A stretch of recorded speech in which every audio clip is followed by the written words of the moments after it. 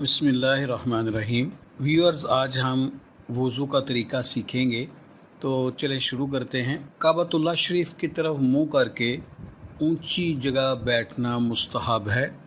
वज़ू के लिए नियत करना सुन्नत करीमा है। नियत दिल के इरादे को कहते हैं। दिल में नियत होते हुए ज़बान से भी कह लेना अफजल है। लिहाजा ज़बान से इस तरह नियत कीजिए कि मैं हुक्म इलाही अज़्ज़ व जल बजा लाने और पाकी हासिल करने के लिए वज़ू कर रहा हूँ। बिस्मिल्लाह कह लीजिए कि ये भी सुन्नत है, बल्कि बिस्मिल्लाहि वल्हम्दुलिल्लाह कह लीजिए कि जब तक बावज़ू रहेंगे फ़रिश्ते नेकियां लिखते रहेंगे। अब दोनों हाथ 3-3 बार धोइए। दोनों हाथों की उंगलियों का हिलाल भी कीजिए। कम अज़ कम 3-3 बार दाएं बाएं ऊपर नीचे के दांतों में मिसवाक शरीफ कीजिए और हर बार मिसवाक को धो लीजिए। अब सीधे हाथ के 3 चुल्लू पानी से हर बार नल बंद करके, ताकि पानी ज़ाया ना हो, इस तरह 3 कुल्लियाँ कीजिए कि हर बार मुंह के हर पुर्जे पर पानी अच्छी तरह बह जाए।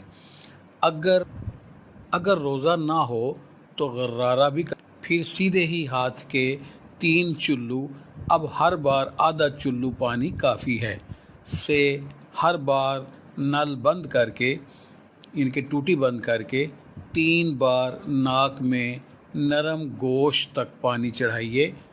और अगर रोज़ा ना हो तो नाक की जड़ तक पानी पहुँचाइए। अब टूटी बंद करके उल्टे हाथ से, इनके बाएं हाथ से नाक साफ़ कर लीजिए और छोटी उंगली नाक के सुराख में डालिए।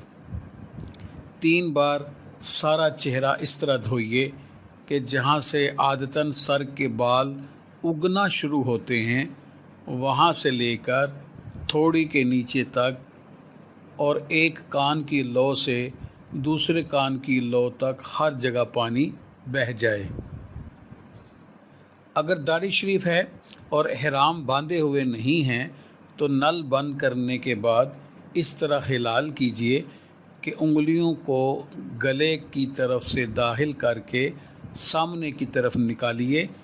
फिर यहाँ सीधा हाथ उंगलियों के सिरे से धोना शुरू करके कोहनियों समेत 3 बार धोइए। इस तरह फिर उल्टा हाथ धो लीजिए। दोनों हाथ आधे बाजू तक धोना मुस्तहब है। अक्सर लोग चुल्लू में पानी लेकर पांचे से 3 बार छोड़ देते हैं कि कोहनी तक बहता चला जाता है। इस तरह करने से कोहनी और कलाई की करवटों पर पानी ना पहुंचने का अंदेशा है। लिहाजा बयान करदा तरीके पर हाथ धोइए। अब चुल्लू भर कर कोहनी तक पानी बहाने की हाजत नहीं, बल्कि बग़ैर इजाज़त सहीहा ऐसा करना यह पानी का इसराफ़ है, इनकी फजूल खर्ची है। अब नल बंद करके सर का मसा इस तरह कीजिए कि दोनों अंगूठों और कलमे की उंगलियों को छोड़कर दोनों हाथ की 3-3 उंगलियों के सिरे एक दूसरे से मिला लीजिए और पेशानी के बाल या खाल पर रख कर खींचते हुए गुद्दी तक इस तरह ले जाइए कि हथेलियां सर से जुदा रहें। फिर गद्दी से हथेलियां खींचते हुए पेशानी तक ले आइए। कलमे की उंगलियां और अंगूठे इस दौरान सर पर बिल्कुल मस नहीं।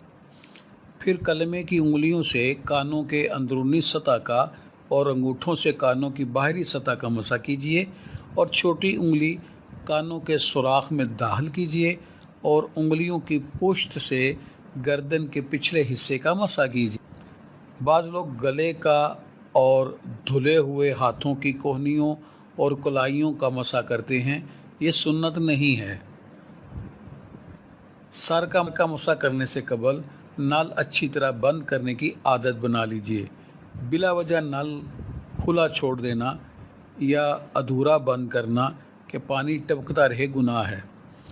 अब पहले सीधा پھر الٹا پاؤں ہر بار انگلیوں سے شروع کر کے ٹخنوں کے اوپر تک، بلکہ مستحب یہ ہے کہ آدھی پنڈلی تک 3 بار دھو لیجئے۔ دونوں پاؤں کی انگلیوں کا حلال کرنا سنت ہے۔